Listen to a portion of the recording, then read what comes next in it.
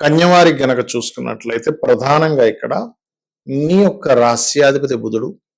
కాబట్టి బుద్ధిగా చాలా ప్లానెడ్గా ఉంటారు, అందులో సందేహం లేదు. కానీ ఇక్కడ మనం మాట్లాడుకునే కాన్సెప్ట్ ఈరోజు మీకు ధనయోగం రకరకాల మార్గాల్లో వస్తుంది కదా. కొంతమందికి జీవిత భాగస్వామి ద్వారా వస్తే, లేకపోతే ఒక శ్రీమూర్తి ద్వారా వస్తే, లేకపోతే పురుషుడు ద్వారా వస్తే, లేకపోతే సంతానము, ఫ్రెండ్స్, షేర్ మార్కెట్, అత్తయ్య గారు, మామయ్య గారు, సిబ్లింగ్స్, ఇలా రకరకాల మార్గాల్లో వస్తుంటారు. దీనికి కారణం ఏమిటి?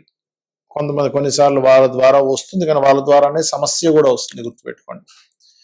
దానికి గల కారణాలు ఏమిటి అని తెలుసుకుంటే, కన్యా లగ్నంలో జన్మించారు, వీరికి ఫ్రెండ్స్ ద్వారా డబ్బులు, లేకపోతే ఒక అఫైర్, ఒక ప్రేమ వ్యవహారం ద్వారా డబ్బులు వస్తున్నాయి. అప్పుడు శుక్ర శనులు సంబంధం ఉంటూ, శుక్ర శనులు ఎక్కడ పాడవరు, శుక్రరాశులు శని రాశులు కూడా పాడవకూడదు. ఇక్కడ ఏంటంటే ఆ రాశిలో ఉండే గ్రహాలు కూడా పాడవకూడదు. ఆ రాశుల్లో వచ్చి కేతు ఉన్నాడు, ఉదాహరణకి శుక్రుడు రాశుల్లో వృషభంలో ఉన్నాడు, కానీ శుక్రశని కాంబినేషన్ ఉంది. అప్పుడేమవుద్ది, వీళ్ళకి రాకపోగా ఆ ఎఫ్ఐఆర్ ఏర్పడడం వల్ల వాళ్ళకి అంత డబ్బులు పోతూ ఉంటాయి. మనం సంపాదించిన ధనం గనక ఒక మార్గంలో వెళ్ళిపోతే ఆ సంపాదించిన కాలం అంతా కూడా వృధా అయినట్టే, గుర్తుపెట్టుకోండి. 1 కోటి రూపాయలు సంపాదించాడు, 1 కోటి రూపాయలు ఎవరికో ఇచ్చాడు, పోయాయి. ఒక 10 ఏళ్ళ నుంచో 5 ఏళ్ళ నుంచో కష్టపడి సంపాదించాడు అనుకోండి ఉదాహరణకి, అప్పుడేంటి ఆ 10 ఏళ్ళు కష్టము పోయినట్టే, గుర్తుపెట్టుకోండి. కాబట్టి మీ పర్సనల్ చార్ట్లో వేడి ద్వారా ధనయోగం ఉందో చూడాలి. ఒక్కోసారి మిథునం వారికి గనక గురు శుక్రులు కలిసి ఉంటే, ఎక్కడ పాపకత్తిలో, లేకపోతే వివాహం తర్వాత నుంచి, లేదా ప్రాపర్టీస్ ద్వారా ధనయోగం ఉంటుంది. మరి అదే బుధుడు శుక్రుడు కలిసి ఉన్నారనుకోండి, అత్తగారు, మామయ్య, ముఖ్యంగా అత్తగారి ద్వారా ధనయోగం ఉంటుంది. అంటే కొన్నిసార్లు మనం చూస్తూ ఉంటాం, ఏమండి చిన్నప్పుడు మా అత్తయ్య గారు తీసుకెళ్ళి పెంచుకున్నారంటూ ఉంటాం. అంటే ఏమవుద్ది, అత్తగారి కుటుంబంలో పెరిగే యోగం ఉంటుంది. అది అలాంటప్పుడు వాళ్ళ కుటుంబంలో కలిసి పెరగాలి అంటే మీకు ఈ మేనత్తులు ఉన్నప్పుడు లాభాధిపతి కూడా సంబంధం రావాలి. అప్పుడు వాళ్ళకి పిల్లలు లేరు కాబట్టి ఈయన తీసుకెళ్ళి పెంచుకున్నారు, లేకపోతే ఈ అమ్మాయిని తీసుకెళ్ళి పెంచుకున్నారు, తద్వారా ధనం వచ్చింది. కొంతమందికి అఫైర్ ద్వారా డబ్బులు వస్తూ ఉంటాయి. అయితే ఇది కొంచెం చాలా జాగ్రత్తగా చూడవలసింది. అది అంత ఈజీ కాదు. అది రావాలని కూడా మనం ఎవరు వెంపర్లాడడం లాంటివి కూడా చేయకూడదు. అది యోగం ఉంటే వస్తుంది ఒక్కోసారి, లేకపోతే దాని ద్వారా డబ్బులు పోగొట్టుకుంటారు కూడా. ఇప్పుడు ప్రస్తుతం కన్యవారికి తద్వారా డబ్బు పోగొట్టే యోగం ఉంది కాబట్టి నవంబర్ వరకు అటువంటి జోలికి వెళ్ళకండి దయచేసి.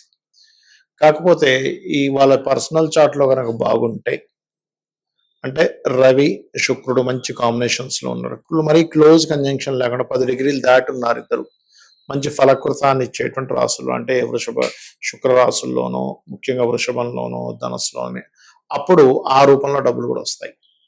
కాబట్టి ఇక్కడ ఏంటంటే మనకి ధనం రావడము యోగమే, ధనం పోవడం కూడా యోగం అంటాడు. ఎందుకంటాడంటే నువ్వు పోగొట్టుకుంటున్నావు అంటే నీ కర్మను తొలగించుకుంటున్నావు, నీకు వస్తున్నాయంటే వాళ్ళు కర్మలో ఉంది నీకు ఇస్తున్నారు. సో మీరు ఫైనాన్షియల్గా బాగా గ్రోత్ రావాలంటే మాత్రం టీచింగ్స్ ద్వారా డబ్బులు వస్తాయి మీకు. మరియు ఎక్కువగా లలితా సహస్రనామాలు చేయండి. ఓం సంపత్కరీ సమారూఢ సింధుర వ్రత సేవితాయ నమః చేసుకోండి. ఎక్కువగా తిరుపతికి వెళ్తూ ఉండండి, మీకు ఖచ్చితంగా ఫైనాన్షియల్గా గ్రోత్ ఉంటుంది. కొంతమందికి ఎలా ఉంటుందంటే తల్లి ద్వారా వస్తుంది, తల్లి అన్ని చూసుకుంటుంది పాపం, వాళ్ళకి చిన్నప్పటి నుంచి అన్ని ఎవ్రీథింగ్, మదరే మెయిన్ బోన్ సపోర్ట్గా ఉంటుంది. అలాంటప్పుడు ఏమిటంటే మీ లగ్నానికి 4వ అధిపతి ఎవరో చూసుకోవాలి. మీది ఏ లగ్నం అయినా, మేషం కావచ్చు, వృషభం కావచ్చు. ఇప్పుడు మేషం అనుకోండి, చంద్రుడు ధనాన్ని ఇచ్చే కారకుడితో ఉన్నాడా? ఇక్కడ ఏంటంటే చంద్రుడు కనుక శుక్రుడితో ఉన్నాడు, ధనయోగం ఫైనాన్షియల్గా బాగా మదర్ ద్వారా వస్తుంది. అలా కాకుండా ఈ అత్తగారి ద్వారా, అప్పుడు 10th లార్డ్ అంటే దశమాధిపతి, మీ లగ్నం నుంచి దశమాధిపతి ఎవరు తద్వారా వస్తుంది, గుర్తుపెట్టుకోండి. కొంతమంది చూడండి 3వ అధిపతితో కలిసి ఉంటాడు, అప్పుడు మామయ్య ద్వారా వస్తుంటాయి డబ్బులు. అంటే ఏమిటంటే ఇక్కడ అదేదో వాళ్ళ ద్వారా రావాలని ఆశపడమని నేను చెప్పట్లేదు, మీరు వాళ్ళని పీడించుకొని తినండి నేను చెప్పట్లేదు, బాగా అర్థం చేసుకోండి. నా కాన్సెప్ట్ ఏంటంటే మీరు పూర్వజన్మల్లో వాళ్ళకి బాకీ ఉండడము, వాళ్ళు మీకు బాకీ ఉండడం. కొంతమంది చూడండి అత్తగారికి మొత్తం ఈయన చూసుకుంటాడు, ఎవ్రీథింగ్, 1 రూపాయి కట్నం తీసుకోకుండా, అసలు కట్నం అనేది తీసుకోకూడదు, కాకపోతే తీసుకోకుండా ఆవిడ వాళ్ళ పనులన్నీ, ఆవిడకి కావాల్సిన మెడిసిన్స్ కానివ్వండి, ఆవిడని చూసుకోవడం అన్ని జరుగుతాయి. ఎందుకంటే 10th హౌస్కి, అత్తగారి 10th హౌస్, 10th హౌస్కి రుణపడి ఉన్నాడు జాతకుడు. కొంతమందికి భార్యని ఇంకా ఆవిడకి ఏం కావాలో అన్ని కొనిస్తూ ఉంటాడు. కొంతమంది ఇతను ఏ జాబు చేయకుండా ఇంట్లో ఉంటే భార్య మొత్తము కూడా సంపాదించి ఇతనికి ఏం కావాలో అన్ని చూసుకుంటూ ఏమాత్రం కించపరచకుండా కూడా చూసుకుంటారు కొంతమంది. అది ఎందుకు అంటే కొంత వీళ్ళ మంచితనం ఉంటుంది అక్కడ. వీళ్ళు ఏదో పాపం గొప్ప విషయాల కోసం ట్రై చేస్తూ ఉంటారు. ఈ ఐఏఎస్ ఐపీఎస్ కోసం ఒక పక్క చదువుకుంటూ ఉంటారు. లేకపోతే ఈయన ఎంతో నిజాయితీగా వ్యాపారం చేసి కూడా నష్టపోయి ఇంట్లో కూర్చొని ఉంటే ఆవిడ అర్థం చేసుకుని పోషించవచ్చు. బట్ ఇక్కడ ఏంటంటే ఏదైనా కావచ్చు కారణం అక్కడ. ఇక్కడ ఏంటంటే జీవిత భాగస్వామి ద్వారా మీకు బెనిఫిట్ ఉందా లేదా?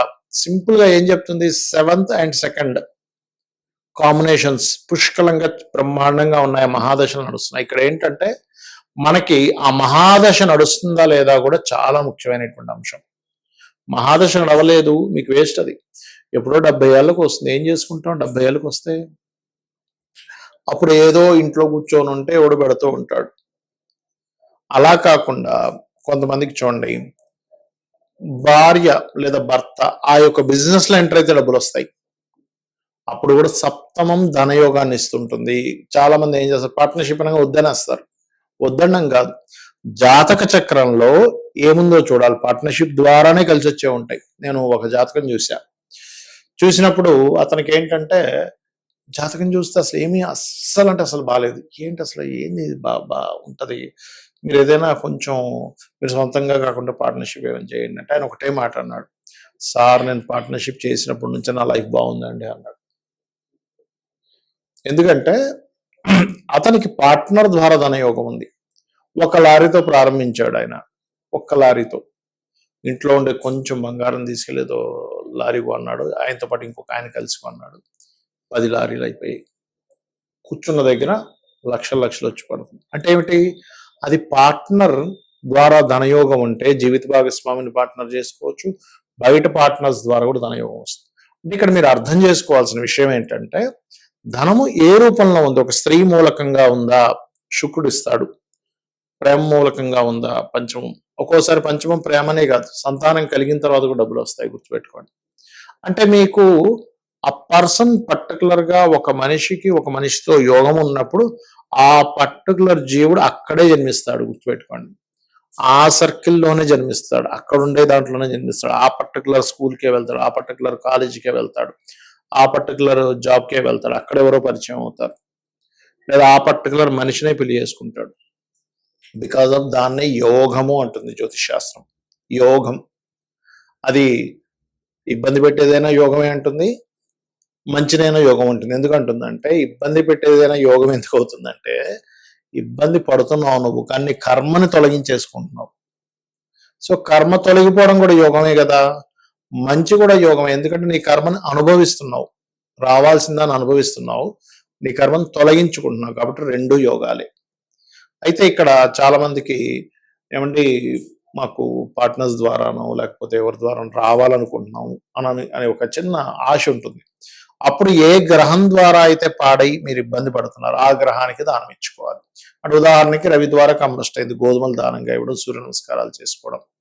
చంద్రుడి ద్వారా అయింది, అయితే చంద్రుడి ద్వారా చంద్రుడు స్పాయిలే కనుక శుక్రుడితో ఉంటే మీకు చాలా అంటే చాలా మటుకు స్త్రీల మూలంగా నష్టపోవడం జరుగుతుందండి. రావడం పక్కా పెట్టండి, ఎవరో పరిచయం అవడం మనం చూస్తూ ఉంటాం. ఫేస్బుక్స్ లోని ట్విట్టర్స్ లోని ఎవరో పరిచయం అయ్యారు, నేను ఇంక ఇండియాకి వచ్చేస్తున్నా అని చెప్పారు.